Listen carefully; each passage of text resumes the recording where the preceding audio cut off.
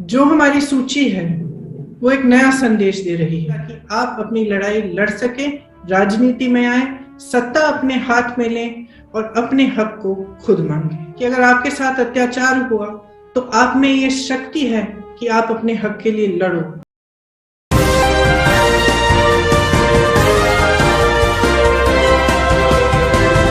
नमस्कार, आदाब। मैं खुशबू अख्तर और आप देख रहे हैं पल पल न्यूज।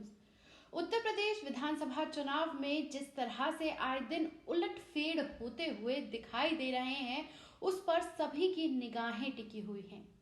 लेकिन भाजपा के इस्तीफा देते हुए मंत्रियों विधायकों की भीड़ के बारे में तो हर कोई बात कर रहा है। दलित, पिछड़ा, मुस्लिम, 80 बनाम 20 की बात हर कोई कर रहा है, लेकिन जिसकी बात नहीं है वो बात है महिलाओं की। और उत्तर प्रदेश चुनाव में कांग्रेस की 40% महिलाओं को भागीदारी चुनाव में देने के बाद कहीं ना कहीं एक अलग तरह की सुगबुगाहट जरूर दिखाई दे रही है।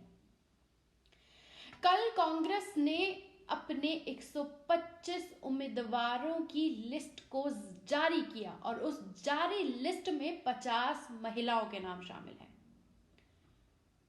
और लिस्ट में जिन जिन उम्मीदवारों के नाम शामिल हैं, उससे कहीं ना कहीं ये तो स्पष्ट हो गया है कि पहली ही लिस्ट में 40% का वादा पूरा किया गया है। और जिस नाम की सबसे ज्यादा चर्चा हो रही है वो नाम है उन्नाव रेप पीड़िता की मां को उम्मीदवार बनाया गया है, जिससे ये तो स्पष्ट है कि कांग्रेस जो कह रही है वो करती हुई दिखाई भी दे रही है। महिलाओं को 40% जब भागीदारी चुनाव में दी गई है तो अब हर कोई महिलाओं की बात कर रहा है। जब एक इंटरव्यू में राजभर जी से पूछा गया कि महिलाओं के लिए क्या, तो उनका यह कहना था कि बिजली के बिल क्या खाली मर्द यूज करते हैं। यूपी के चुनाव में इस तरह की तमाम बातें हो रही हैं, लेकिन कांग्रेस का ये दाव कितना सही और कितना गलत साबित होता है ये वक्त बताएगा। लेकिन महिलाओं की चुनाव में भागीदारी की ये लिस्ट कहीं ना कहीं उन बातों पर सही उतरती है जिस पर सिर्फ और सिर्फ बातें की गई, आश्वासन दिए गए, आरक्षण की बात की गई, लेकिन कभी महिलाओं की भागीदारी को लेकर ना तो गंभीरता दिखाई गई, ना ही उन्हें मौके दिए गए। और इस मौके की बात करें तो भाजपा से लेकर तमाम पार्टियों की लिस्ट उठाकर देख लीजिए, महिलाओं की भागीदारी कितनी है और कितने पोस्ट पर है। तो ये लिस्ट अपने आप में जवाब है महिलाओं की भागीदारी का। और उत्तर प्रदेश चुनाव में कांग्रेस पार्टी का मजबूत दांव, जहां महिला भी अब कह रही है कि लड़की हूं, लड़ सकती हूं। क्या है पूरा मामला लिस्ट में और किन किन लोगों के नाम हैं, और साथ ही साथ ये दाव पेच कांग्रेस का कितना सही साबित होगा, इस रिपोर्ट पर एक बार नजर डाल लेते हैं। कांग्रेस पार्टी उत्तर प्रदेश के विधानसभा चुनाव के लिए अपनी पहली सूची जारी करने जा रही है। 125 प्रत्याशियों की सूची है, जिसमें से 50 महिलाएं हैं। क्योंकि ये एक ऐतिहासिक पहल है, तो हमने सोचा इस प्रेस कॉन्फ्रेंस के जरिए आप सबको थोड़ा बहुत इन प्रत्याशियों के साथ अवगत भी कर लें कि कौन है ये लोग, किस तरह की सूची है। हमने प्रयास किया है कि संघर्षशील और ऐसे प्रत्याशी हों जो एक नई राजनीति का पहल करें पूरे प्रदेश में।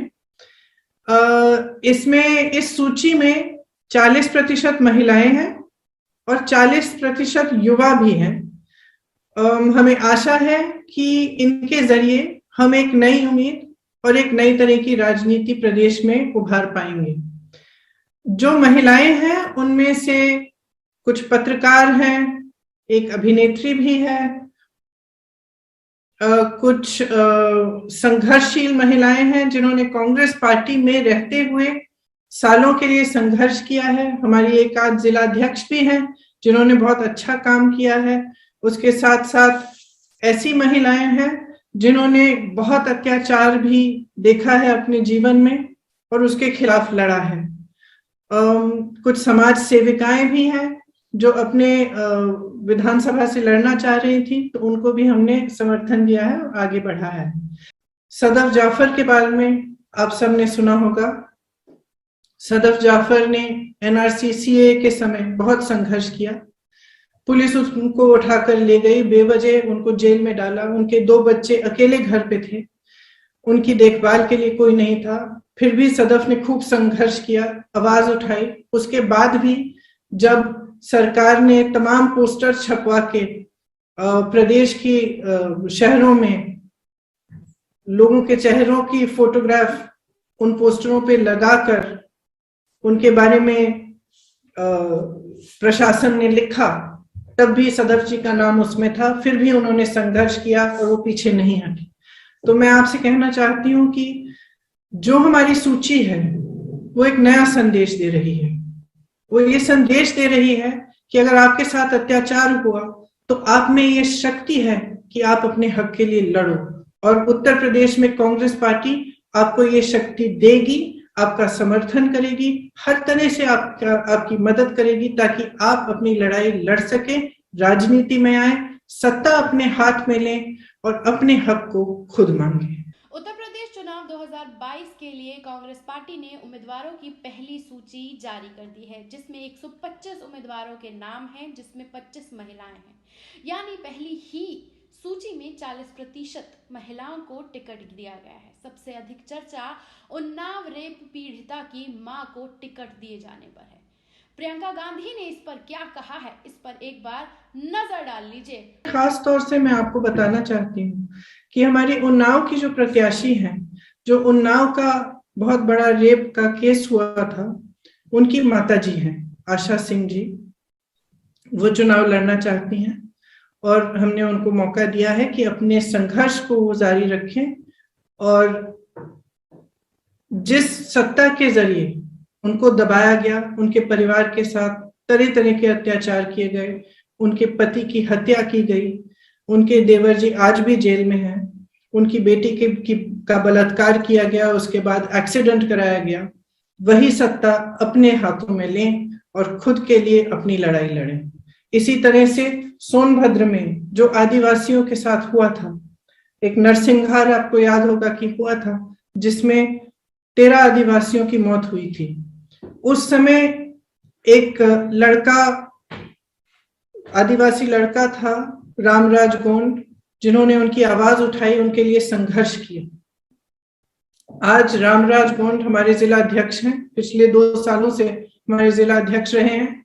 उन्होंने राजनीति करनी शुरू की और आज वह सोनभद्र में उम्भा से वह खड़े होंगे और इस संघर्ष को जारी रखेंगे।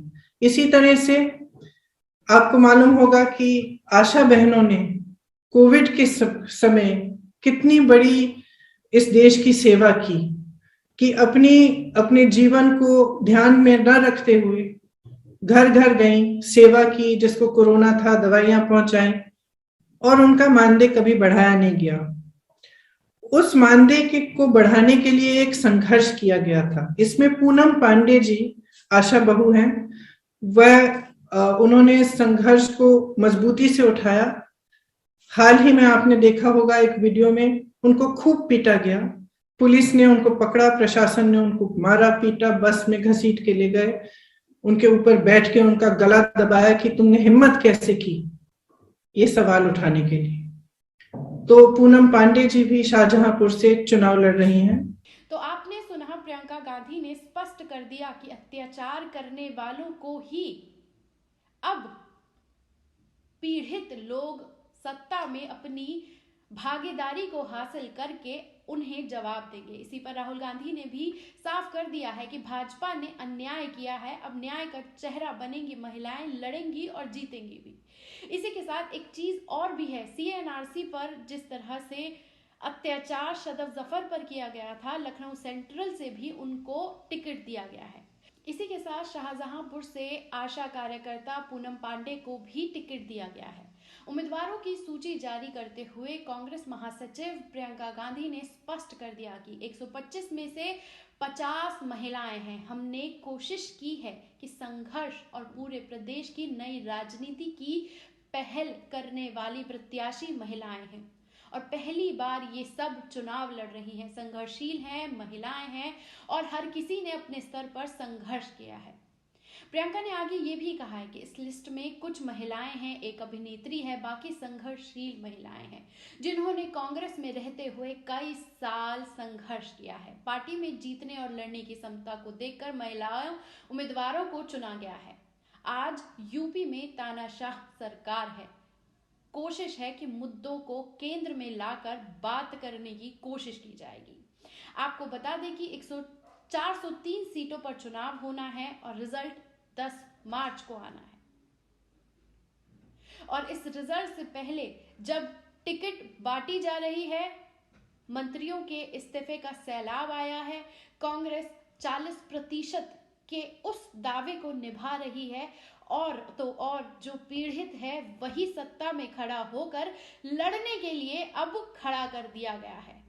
यूपी चुनाव पूरी तरह से रोचक होता दिखाई दे रहा है। वहीं भारतीय जनता पार्टी जो 80% वर्सेस 20% की जो लड़ाई लड़ रही है, उसमें यह स्पष्ट हो चुका है कि ध्रुवीकरण के नाम पर गोदी मीडिया जितना भी कहे वोट 80% यानी भारतीय जनता पार्टी को जा रहा है, तो वो आने वाला वक्त बताएगा। और आपने एक मुहावरा सुना होगा कि अरे भाई साहब बैठ जाइए, फिल्म अभी बाकी है।